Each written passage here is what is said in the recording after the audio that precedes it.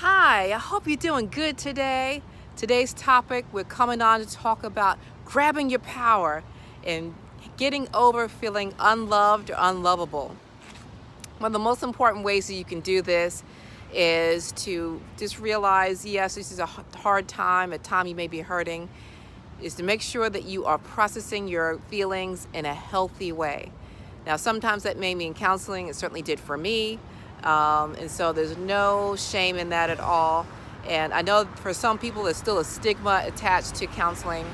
And that's you. Let me just pray a prayer over you that God would break that off of you in the name of Jesus, and that you would feel comfortable to make that first step to go to counseling if you feel that's what you need, or you feel like that's something that would benefit you.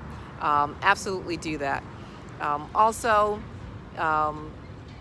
sometimes processing those feelings may be, really talking to a friend who has your best interest at heart, who will keep your confidence. That's very important because, you have to exercise wisdom and sharing certain things with people.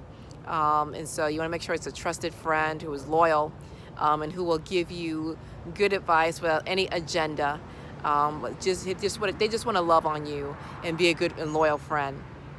And that may be just one person in your life. That's okay. One person is enough. And so, absolutely do that. If you feel like, oh my gosh, I'm really tapping out that one person, I'm really, putting a lot on them, then absolutely, counseling is an excellent way to go. Or sometimes too, they may have, if you're connected to a church, they may have people at your church who have a counseling background. They may not necessarily be licensed counselors, but they have a counseling background, and they can be very, very helpful in helping you release those feelings, those negative feelings. If you feel like you're operating on, kind of a low frequency, so to speak, to help you to recognize who you are and whose you are. You belong to God if you're a believer. He still made you, even if you're not a believer. But at any rate, just make sure that you're doing it in a healthy way, and not relying on other things as a crutch or other people as a crutch. So make sure that you're doing that. The second thing is, which is kind of connected to it, is to forgive. And I know I'm saying, Laura's saying the F word. Yeah, I am. I'm saying forgive. And that's an important part of it. And let me just rip a page out of my own life. There are a lot of things that happened in my marriage that were absolutely disrespectful and toxic to my marriage. And the bottom line is, I had to view him the same way that God does, and see that he's precious and that he's loved, and that God took the time to create him just as he did me, and that God loves him. And that, looking at it from a God's perspective, really helped me to be able to overcome a lot of the feelings that I had and really release it. And so that's a very important part of those things to do, okay? So don't sleep on that. Absolutely pursue that, because you don't want to bring a whole bunch of stuff into your next relationship that God never intended for you to bring into it, all right? So let's leave all that crap behind and move forward much healthier, much happier. So let's drop those weights that are holding us back, all right? The third thing, which is also kind of connected to it too, is to detach. Sometimes, you can find it difficult thinking of yourself not being with that person, especially if it's a long-term relationship. Again, let me rip a page out of my own life. And many of you know, who've been following me, that I was married for 19 years. I met my ex when I was 17. I was a freshman in college, and I met him there, and I was with him up until 4 years ago. That's all of my adult life, okay? And so, I get it. I absolutely get it. If you're like, oh my gosh, I can't imagine it's been so long. But I understand. And, especially if you have kiddos and you decide not to change your name, your legal status changes, your identity changes, because you're not a wife anymore. And so sometimes that may take a minute to really kind of get it settled here in your brain and in your heart. So be patient with yourself, but still actively pursue that detachment, Start to, start to envision yourself, moving on, and, see yourself, fantasize about yourself, just moving on, not necessarily jumping into another relationship because you want to heal, but just being, who you are on your own, and what all that means and what that looks like, and start dreaming again, start dreaming again.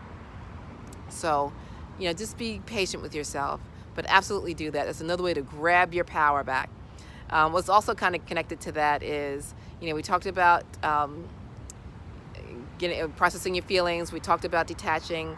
So another way of doing it is making sure that you make a list of your strengths, your gifts, and your talents. And sometimes that's hard because, especially when you're hurting, you're like, oh my gosh, sometimes the only things that really play in your head are all the negative stuff that he said about you, all the negative stuff. Maybe there may be, some things that you need to work on, that may be your weight, that may be, getting a fresh new hairstyle, that may be, doing your makeup a little bit different, so, to make a fresh new look, whatever it is that you want to do, that you feel like you need some work on, that's okay. God's going to meet you where you are, and, bit by bit, start to work on those things. If it's your weight, set realistic goals. Don't set a goal of losing 10 pounds in 10 days. I know there's a lot of advertisements that say that, okay, great. I mean, I'm not vouching or saying whether they work or they don't work. But the bottom line is, I just know when you're slow and consistent, I know from personal experience, you'll have much better results. And you make it a lifestyle, not just something you're doing for a short period of time. So, take it from a woman who, right before her divorce, I went to my ex and said, you know what, he was a insulin dependent diabetic. He took a needle every day for his insulin, for his diabetes. And I said, you know what, this is crazy, let's do this together. I'm not a diabetic, but I said, let's do this together. Let's do, let's adopt a heart healthy diet, and, let's change the way we eat. Let's make sure that we exercise, because that just needs to be non-negotiable.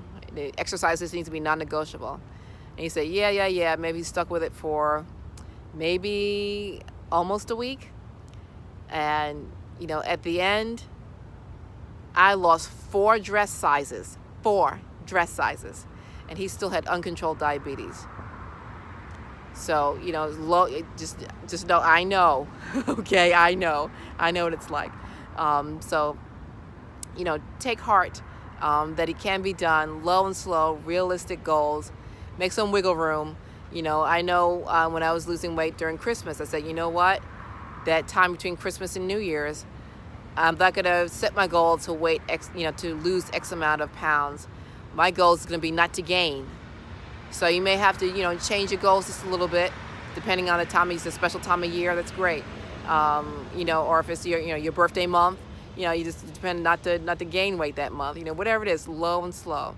Okay, that's usually the best, unless your doctor says otherwise. Your doctor says otherwise, listen to your doctor. Okay, so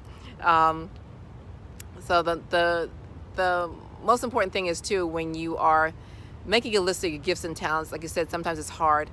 That's when your good friends come in, and you may email them or text them and say, tell me what my superpower is. Help me out here. I'm having a hard time, thinking of what I'm really good at, what I'm talented at. Because sometimes when you're hurting, you forget those things. And that's when your friends will, I'm sure, give you a long list of all the things that you're absolutely wonderful at, that they love about you, that they wish that they had the talents to do. And I tell you, you just need 1 or 2 people to help you out in that area, and that's when that switch will come on, and you'll be like, oh my gosh, that's right. I remember I used to do this, and this before my relationship, and this, and and that I remembered, when I did this for my other friend, I was really good at that, and that will start the momentum and the ball rolling. So absolutely list your strengths, because you need to focus on that. Write them down. Don't skip that. Write it down. It's very important that you write it down, because writing it down makes it real. Writing it down helps you to just put it before your eyes, and it makes it real. It makes it tangible. You can touch it. And that goes much of a longer way than you just envisioning it in your mind. All right. And so just bring also to those same friends, just your support system, have that support system around you. That's the way to grab your power. That's the way to turn off those negative tape that may be playing in your head about all the things that he said about you, an absolute lie from the pit of hell. And that you are wonderful, fearfully, wonderfully made. You have so many gifts and talents that God put in you before the foundation of the world. And then God has dreams for you. Sometimes, we forget that, or maybe we may not even know that God has dreams for you, but he does. And there's a great cloud of witnesses that are cheering you on. And God, I know, is yelling the loudest, saying, come on, I know you can do it. God is not a God that, looks down and says, hope you make it. No, he sets us up for failure, and he equips us to accomplish the good plans that he has for us. His word says the plans he has for us are good. That gives a hope and a future. And that's absolutely the truth. So hold on to those things. And also the most important thing, not most important thing, but one of the important things is realize, your ex, whatever he may be acting out, whatever he may have said, that was an absolute false lie about you. That, he's acting on emotional wounds that were planted on him way before he ever met you. I take, again, a page from my own relationship. There was some things that happened to my ex when he was a child, way before he met me, that he started acting out on, and got worse and worse and worse as the years went on. And that he did not, and kept refusing help. And so, if someone refuses help and what they're doing is absolutely toxic to you, there's not too many places, there's no place else to go with that.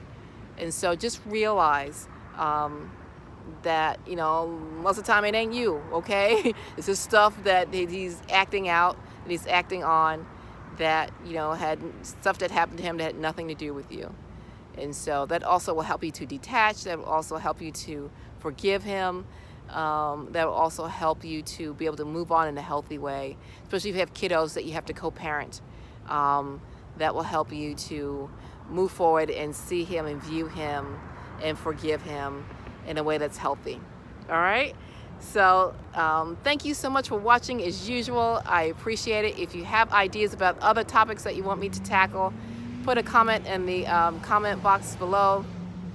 I appreciate all of your ideas. I welcome all of your ideas for new videos, things that matter to you, things that are important to you. Maybe if it's something that you wish you knew before you file for divorce, or things that you learned about yourself after your divorce, or just topics that right now. Hey, I was wondering about this and this. This has come up. And so absolutely, I welcome your ideas. These are also topics that I coach my clients on. So if you feel like you need, or you know of someone who needs a little more one-on-one attention, absolutely go to my website, www.moveonafterdivorce.com, and click on there's a button that says one-on-one. Click on that. It's real simple to sign up, real simple and easy. So I hope that you found this helpful. Thank you so much for watching. So until the next video, I will see you then. Take care.